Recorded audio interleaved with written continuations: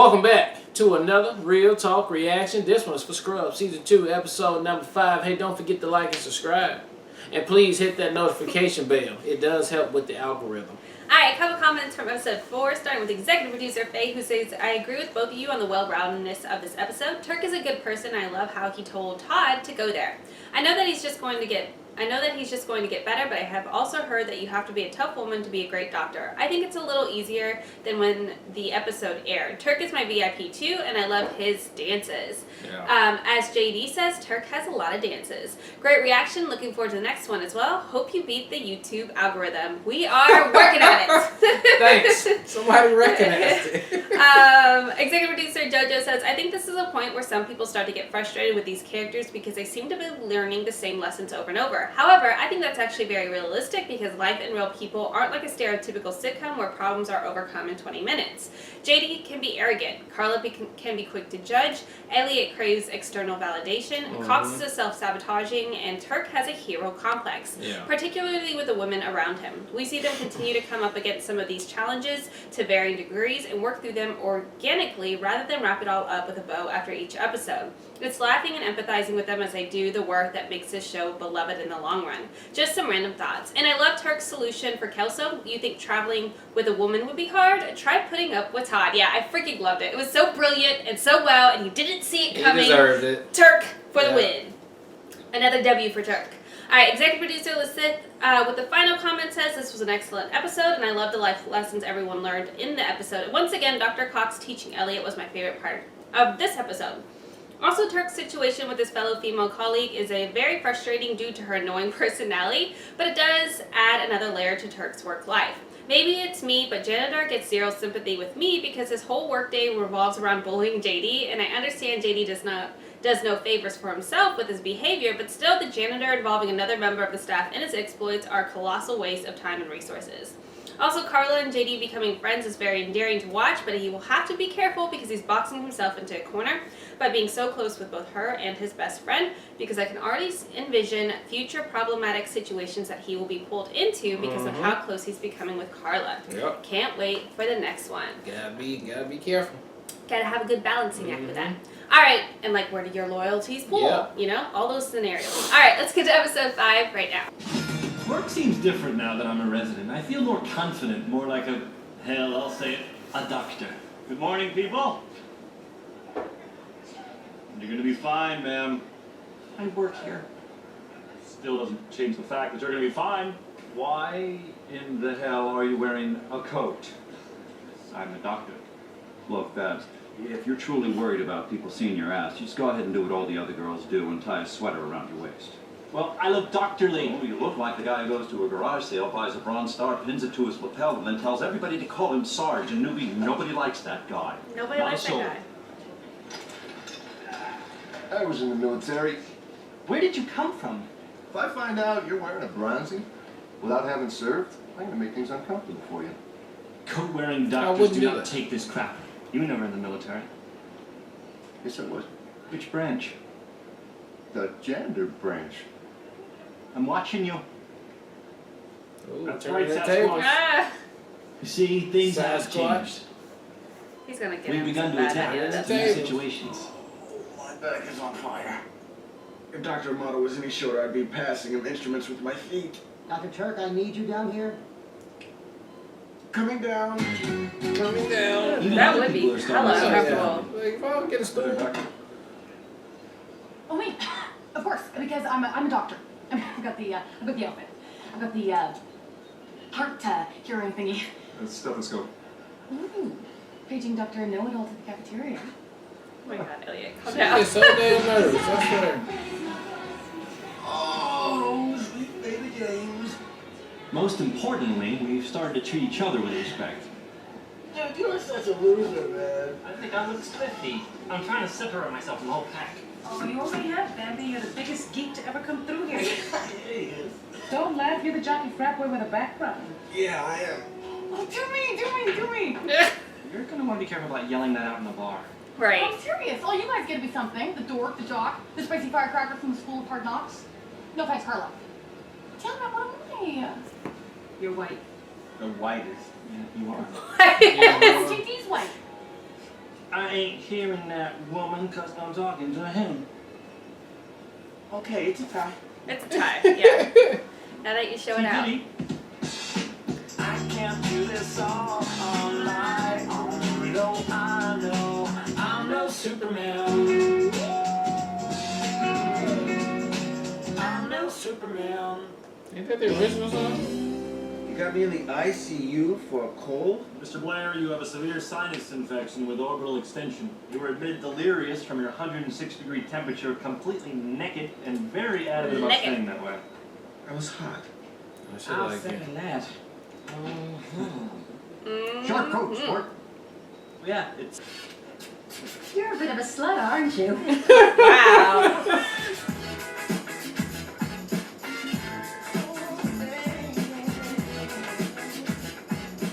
As soon as we get out of this sterile field, I am going to need the man who hit that. To hit that! Oh my god, everyone in the entire hospital is talking about it right now. Wow. What's this track playing in the background? Rumors. I'm the girl. Wait a minute. I'm Elliot Reed. People, listen up. This rumor ends right now. I'm Elliot Reed. She hardly knew him. Does that happen a lot around here? Not And she hardly even knew him, babe. She spreaded the Mr. Blair, rumor. that infection keeps hanging Does that around. happen So a lot I'm gonna put you around on a here? broader spectrum antibiotic that will administer intravenously. But I'm feeling a lot better. I'm going to tell you something my mom used to tell me whenever I was scared. In the case of severe sinus infection, not responding to a 3-day cycle of antibiotics, the recommended protocol is imipenem, 500 milligrams IV Q6 hours. Got me through a lot of hard times. That's what his mom. I love it that Mr. Blair trusted me. It's one of the best feelings you can have as a doctor. How's it going? You can't wear that. What, you mean after Labor Day? You know what I mean. Maybe he wrote janitor white out of coat. DC. Nobody can wear a white coat. It's a white coat.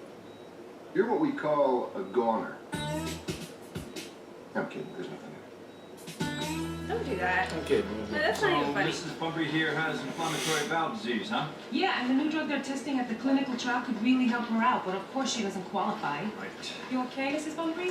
I like Bow Wow when he was little Bow Wow. Oh, she's right. Perhaps they grow up so fast. Look, Carla, if you're going to survive in medicine, you've got to accept the fact that rules are rules. Hey, anyone from that clinical trial around? Hello? Hello? Yeah, this lady's supposed to be in this trial?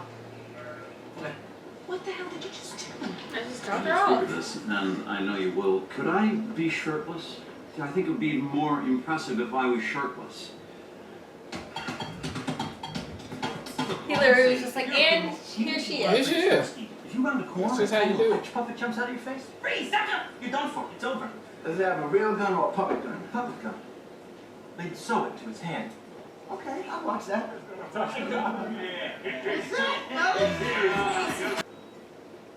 You know, I always thought it was very funny that Losing your sense of smell is called anosmia. anosmia, you know, like schnauzmia. Don't you find that very funny? He doesn't. I'm calling Dr. Cox. Well, nobody needs to go call Dr. Cox. This is only temporary, right? Of course it's temporary. You don't know. Stop saying It can also words. be slightly more untemporary. You mean permanent? Just when you think you have this place figured out, it finds a new way to get you. I'm waiting.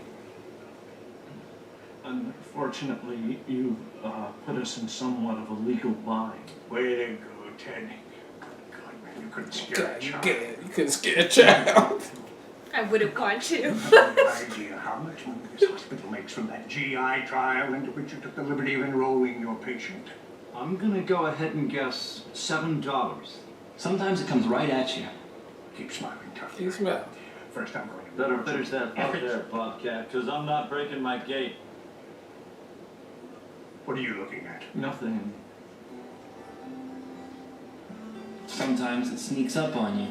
Not breaking my When she gate. dated JD, she would just wear a t-shirt in the morning. So every time she reached up high to grab a box of cereal, everybody in the room got 2 scoops of booty flakes. And the 2 scoops, they were packed with flavor. You know what I'm saying? Right? Yeah, that's fucked up. Right?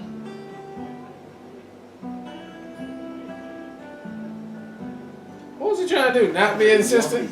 Tell you what, when your first grandkid is born, you pick him up and you smell his head. Why don't you give me a call and tell me how great it is? Mr. Blair, I'm really sorry this happened. And sometimes it hits you in places you didn't even know you were vulnerable. Yeah, well, you should be. It's your fault. More silly medical mistakes, huh? What's going there, Louie? How did he do it? He just didn't know what it was, or? Ted, you seem different. Bought some relaxation tapes. They're working. A patient's blaming me for losing his sense of smell. God, you cut off someone's nose? Where is it? Do you have it on you? You're disgusting. No, I just need my ID. Who's gonna blame me? Just get rid of the nose. Ted, I don't have the nose. Maybe you should just calm down. Maybe you should calm down. Wow.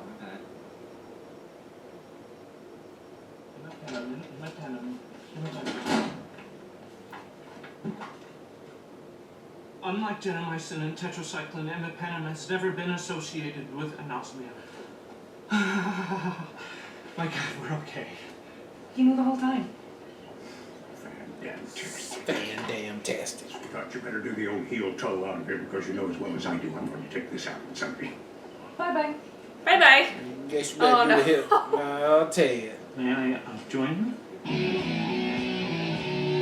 Oh, it is his birthday, babe. Armed with the knowledge that I was right and he was wrong, I thought I'd enjoy this walk more.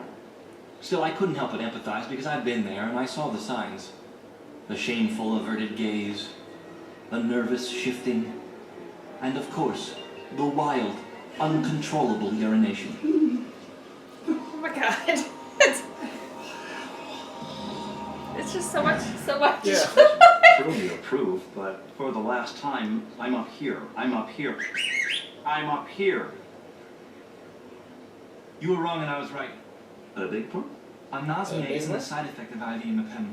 Plus, Mr. Blair had multiple nasal polypectomies and septoplasty, and his loss of smell is most likely caused by repeated manipulation of the sinuses along with concurrent infection. So I didn't make a mistake, and you were wrong when you said, "Nice going, newbie." Here you put me in a tough situation. I can't honestly decide whether to say duh, adoy, or a very sarcastic Duh, oh, adoy. Really? My God, Fiona, I know it wasn't your fault. Hell, the patient probably knows.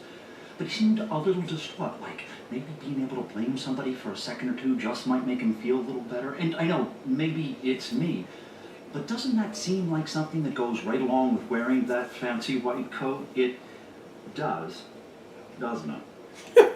All this petty shit just for the jacket. I'm so proud of you. Put it there. Go ahead and take it off. Woof. Woof. Just take it off, baby. It ain't time yet. That girl just asked me to give her my top 10 sexual positions, and after the two that I knew, I just started naming insects. Oh, yeah, that really sucks. Insects. I'm not sure. I mean, I was mad at you at first, but it's actually kind of empowering, you know, to have this persona, this identity. I mean, I'm not just some, nameless, faceless white doctor. I'm Elliot Reed. I'm Elliot Reed. Tramp. Tramp?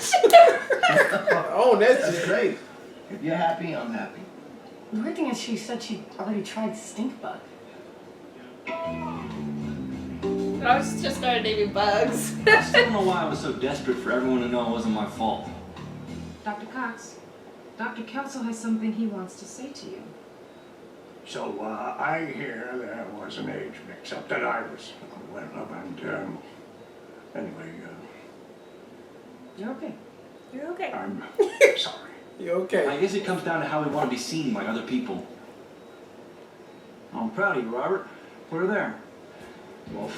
Wolf. Oh, and I think it's important you understand that I had no idea how old that patient was, and for the record, she could have been 170. I still would have stuck her in Carla's a trial like, so I fast just to make her teeth fix fall out this, all over and you're again. still self-sabotaging. I just fixed it all. Some people want to be seen as the rebel. Right in, baby. Some people just want to be seen, period. I hate it, but I love it. Some people have limits on how far they'll go to protect their image. Dr. Turk, I need you down here. Coming. For me, it was when I I feel like they stopped should worrying put about him how on, other like, a people step saw me that I stool. finally started to look better. Mr. Blair, I just wanted to say again that I made a mistake. I'm sorry. It's all right. Good luck.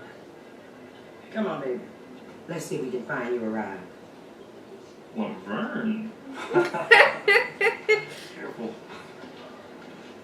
Oh, so we're done with the coats. Yeah. Well, it was a fun day, though, wasn't it? See you tomorrow.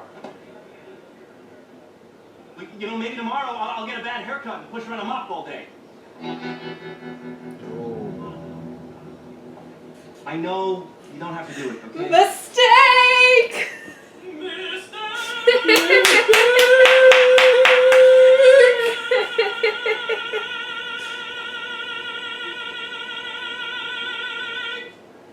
Yeah. I deserve that. Right. Alright, it's episode 2-5 of Scrubs, and I thought it was another good episode, man. Dr. Cox came back in full force yet again with a good fucking petty ass joke. There's a good moral to this story too in here. Carla got kind of what she deserved, but I'm glad she owning it right now. And Turk Who, got you some. mean Elliot? I mean Elliot. I'm Yeah. sorry. Elliot got what she deserved, but she's owning it, which is great. You know, hey, self-respect is all about that shit right there. Turk, he did some messing up on there, but you know, any other time or a TV show, this is what would happen. You learn your lesson, and then you gotta face up to it and say you're sorry. And I love Ted and JD. no, Ted Kelso? and Kelso, yeah. Ted and Kelso, I mean, them two together, his ass nervous all the time. Dr. Kelso is just like, I don't give a fuck about nothing. He's playing that role, though, the old grumpy chief of medicine guy. I mean, I like him in that role, baby. It's just him. And he does have a human aspect, as we've seen before. You know, he can go from happy to fucking pissed all day. So I thought it was a good time in this episode, man, and I can't wait to see the next one. Yeah, I have to say happy birthday to Ted, because I felt really bad for that guy. But happy birthday, Ted! Yeah, his birthday, bro. No, I thought it was a really good episode, too. I found it very entertaining. I liked Elliot owning her trampness. I thought that was hilarious and a great twist. I really liked the interaction between JD and Cox this episode. I thought JD especially, it was a really solid episode for him. Even with the janitor, like the interaction with the white coat and all that, I thought it just, everything was working really well this episode. Everybody seemed to be in their element, and I thought it was super entertaining, so I can't wait for the next episode. Yep. Alright, well look, thank you guys again for watching another Real Talk reaction for Scrubs Season 2, Episode 5. And until next time, people, peace.